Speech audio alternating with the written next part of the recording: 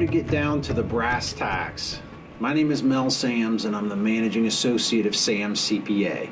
And today I want to talk to you about cryptocurrencies and their effects on your tax liability and the taxation of cryptocurrencies, which up until now has been a little convoluted. I would start this out by saying the IRS released some data to us this year that said that in 2017 they only received, and get this, they only received a few hundred tax returns in which people actually reported cryptocurrency transactions as a capital gain or loss or as ordinary income. So we know that the number of people transacting in these currencies are much, much higher. As a matter of fact, we accept it as a form of payment even.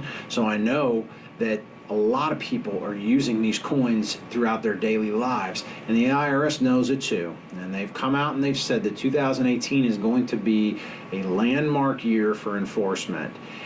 And I tend to believe them on this because cryptocurrency, and it's misleading, it's called cryptocurrency, but it's really not a currency. It's a means of transferring and storing wealth using digital technologies. But nonetheless, the IRS knows that people are transacting in it because of the anonymity and because of the difficulty in tracing it and because of the lack of reporting in that industry. The IRS is going to come down hard on cryptocurrency and its owners and users. As a matter of fact, you may know earlier this year, IRS subpoenaed the records of Coinbase, probably the most predominant digital retailer of crypto on the internet, on apps. They subpoenaed their records. So IRS got the records of all the people that have transacted in coins on Coinbase. So potentially, they could match that up to your income tax return and see if you reported the coins that you exchanged or cashed out or whatever. They could do that. Now, the IRS has also told us that potentially, if you don't report these transactions, you could be looking at an up to $250,000 fine. That's $250,000 fine for not reporting these transactions. Because again, the IRS knows that large volumes of wealth are being transferred and being utilized, and people are avoiding taxation. Now let me touch on how coins are treated for tax purposes, how those get taxed. So, and we're not just talking Bitcoin, we're talking the roughly 1,500 different types of cryptocurrency there are out there. Any of these coins, whether it's Bitcoin, whether it's the altcoins, any of it, tax treatment is the same. If you exchange one coin for another, that's a taxable event. There could be a capital gain or a capital loss on that transaction, and you're supposed to report it on your Schedule D, which is the form where you report the sale of property. IRS treats this as property, even though, again, it's called a currency and it takes some characteristics of currency. The IRS treats it as property for tax purposes. So if you're trading in foreign currency, your tax treatment is different than if you're trading than if you're trading in cryptocurrencies potentially. So anyway, back to the point. If you exchange coins, one coin for another, you could have a capital gain or capital loss depending on what your cost basis was in that coin. If you, for instance, cash out, if you use Coinbase or one of the other mediums or platforms to convert your coins into cash, that's a taxable event. The gain is equal to your cost basis in the coin over what cash you got out. If you got out more cash than what your cost basis was, you have a gain.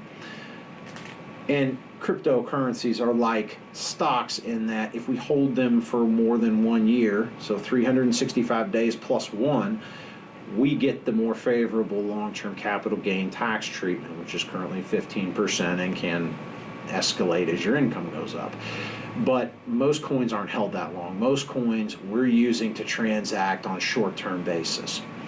So we know that the trading coins, converting coins, cashing out coins, those are capital gain events. Now, if we receive coins in exchange for services, that's ordinary income to us. If we receive coins via mining, that's ordinary income. Airdrop, ordinary income. your basis becomes the value of that coin at the time it's included in your income. So then later on, if you transact it, like say I get paid for services in coins, my basis is equal to the fair value on the day I get them. And then if I convert them for cash or trade them for another coin down the road, that becomes a capital gain transaction. So lots of ramifications to think about when dealing with crypto. Again, not to express an opinion one way or another on what I think about them, but just to explain to you that for tax purposes, the IRS is going to be getting more serious about it. They know it's out there. They're going to be looking very hard.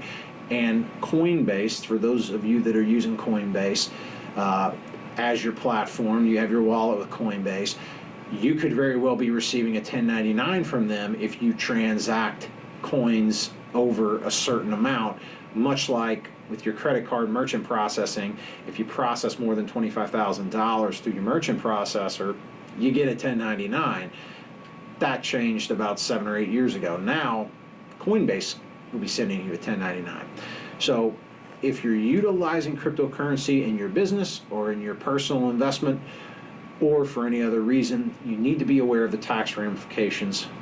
A good CPA is going to be knowledgeable. They're going to be up on the new laws. They're going to be up on the changes, and they'll be able to explain to you what your exposure may be and what to do if you've been using these coins and maybe haven't done the right reporting yet.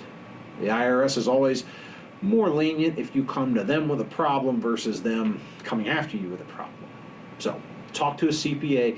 They can help you decide what your exposure, or determine what your exposure is, and help you plan for how to use crypto in the future to minimize your tax liability. If you have any questions, comments, or ideas for future videos, please let us know. If you would like to be notified of future videos, please subscribe to our channel.